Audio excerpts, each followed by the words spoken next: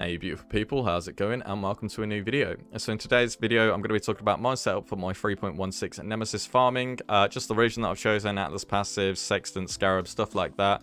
The strategy still remains one of the most profitable in Path of Exile, especially for solo play. I can make over 30 exalts a day doing this strategy if I really want to go hard on it. And that's using a Cyclone character as well, so you got to bear in mind my speed is not as quick as a bow character or, you know, any character with off-screen capabilities would be. So yeah, potential's definitely there still. I'm going to show you my setup, get into the loot. I'll see you guys in a second. Okay guys, so before I get this one started, I just want to say thank you so much to everyone who has subscribed and everyone who frequently watches the channel. I've just hit 5,000 subs, and to be honest guys, that is a huge milestone for me. So thank you so much for the support. I really appreciate it guys, thank you so much. So getting into the video, there are two regions you can farm in 3.16 for the Nem 3 strategy. There's Glennach Cairns, there's Valdo's Rest. So I know a lot of people are doing Valdo's right now because it has strong boxes, it has Harbingers, and even has Blight. Now, I haven't opted to do this. It also has the tower map, which, you know, can drop the nurse, which is always great to have as additional potential drop when you're doing maps like this. But I've actually opted for Glennach. So in Glennach, we still have the Beyond nodes. We also have these spicy Abyss nodes. So Abysses in area spawn 100% increased monsters with the Abyssal Army node. There is the Gilded Abyss Scarab you can put on your maps, which give you 2 additional Abysses, so you can actually get potentially 3 Abysses with that. And then there's also a Sextant you can get, which gives you another 2 Abysses over here. So you could potentially have 5 Abysses on your map. Drawback to this is that you have to take the Underground Kingdom node, which has a chance to basically turn your Abyss into Abyssal Depths, which basically bricks it. But they aren't that common based on what I've seen. So yeah. These things pay off massively. I think half of my exalts from the 25 maps that I've ran for this video came from Abysses themselves. They just add so much, and it just goes so well with the Beyond nodes. So for the Beyond nodes, we're taking Scent of Blood and Per Diamond, as well as Torn Veil. This obviously giving us more chance to attract, you know, monsters from the Beyond. Per Diamond gives a chance for additional basic currency, which is always great, and Torn Veil, less portals for more demons, so basically you're going to have more monsters on your map, which is always great as well.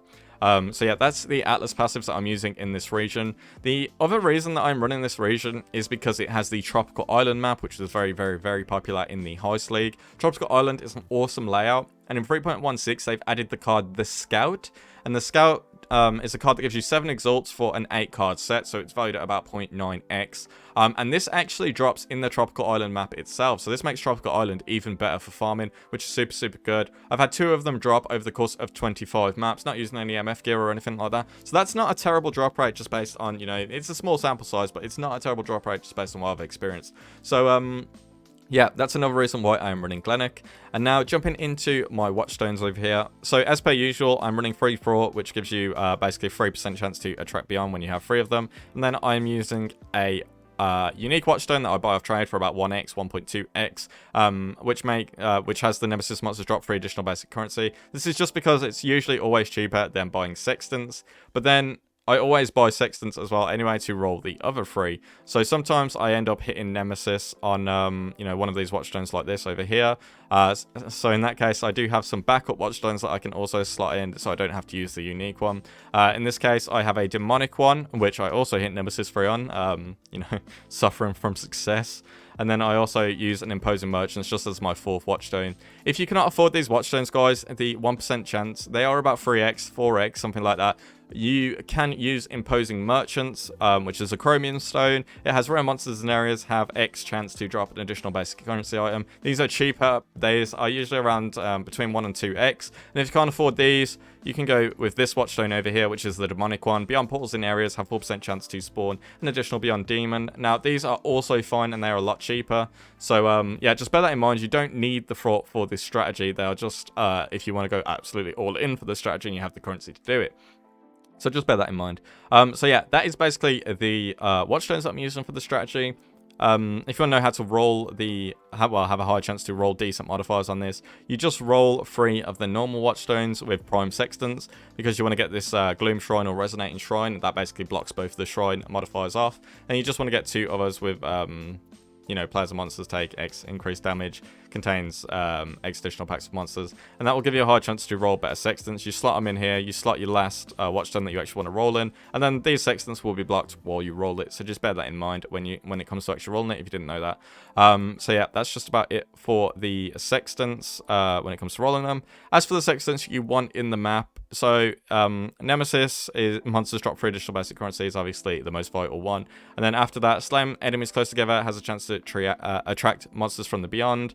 And then I don't have it rolled at the moment because it's also very hard to hit. It is unique monsters drop corrupted items, which will give you tons and tons of 6 links for divine orbs, which will add up to, you know, a lot of money in the long run as well. I didn't manage to roll it for, you know, my last few maps, but that's fine. And then fourth and foremost, you want to have the areas contain 2 additional abysses if possible, because this one will also add quite a lot to your map. So those are the most important Sextants. So I'm just going to put them on the screen with a little bit of text just so you know as well, just in case you did skip a little bit over here. Uncharted Realms wise, now for the Uncharted Realms, I've gone with Secret the Stones, but Secret the Stones doesn't actually affect the enemies close together, the Fraught Stones, because the value is simply too low. So if you are using 4 of these, then you needn't worry about Secret the Stones. You can actually go for something else if you really want. But you have to use Enduring Influence for the +1 additional use, as usual. Remnants of the Past is obviously great because you're doing maps. Close Allies is great because you're doing maps. Adept Track is great because, well, you're doing maps. And then finally, I have Thaumaturgical Awakening. You don't have to take this. You can obviously take Neural Pathways, which would be great because, you guessed it, you're doing maps. So, yeah, you could go for that, or you could obviously go for Awaken 9 as well. So yeah, that's just about my setup as for the Atlas. I'm just going to jump into the loot in a sec. I'm just going to get a drink and stay hydrated, guys. Give me 2 moments. Okay, guys, so for this strategy in 3.16, Nemesis is no longer on the map. However, Beyond is. So you roll Nemesis on your maps, then you just put Beyond on the map device. Easy peasy, nice and done. You know, if you got Infused Nemesis, you can also roll Beyond and then just use Infused Nemesis. That'll be fine as well. But yeah, for the most part, you're just going to be rolling Nemesis. So let's take a look at the loot tabs. So guys, the loot tab is not sorted properly. It's just literally like I've thrown everything in there. So brace yourselves. This is the first one over here. As you can see straight away, we've got 10 raw Exalted Orbs up here. We've got a Simulacrum down here, and then just tons and tons of raw currency and stuff like that. Tons of maps as well, which is always good to have. Jumping into the second tab, again, just pure raw currency. We've got a few cluster jewels in here that are quite expensive. This one's like an Exalted Orb and stuff like that. We've got a Soul Taker there. We've got another Simulacrum over here. Loads of Twice Enchanted from Delirium Orbs procking the Labyrinth one. You get quite a few of those, so that's quite nice to have in case you want to run Lab for whatever reason. Yeah, and then just more maps. So we got 2 Patients as well, just randomly from the Delirium Orbs again. And these are the Scouts, which can drop in the map 7x. 8 set. So yeah, pretty cool to have. So let's just take a look and show you how much this costs to run 25 maps. So 1x currently 134C. Total cost of all of this stuff over here is 25.36x. The Scarabs that I am running are the Gilded Abyss, Rusted Elder, Rusted Legion, and Polished Breach. Now, I know there's more efficient Scarabs for more, you know, juice and loot and whatnot. However, these are the most cost-effective ones in my opinion. These are like 1 to 2C each, so getting these and throwing them in your map just for some extra stuff is pretty cool to have. So, yeah, just bear that in mind. 250 chisels, 24C, 25 delirium orbs. Got them lucky. Got them quite cheap a little bit earlier in the league. So these cost me 300C for 25, just all off one dude. So yeah, not too bad. 25 beyond map device, 125C, and 160 awakened Sextants I use just rolling random Sextants on the other Watchstones, which totals up to 400 chaos. So yeah, not too bad. 25.3x. So basically, it's an X map if you want to look at it that way. Pretty much. Total time investment to run all 25 was about 8 hours, so it can be done in a day if you're absolutely no life in it for that day. Map ran Tropical Island, and yeah, this is the current exchange rate. I can't remember if I said it or not. So yeah.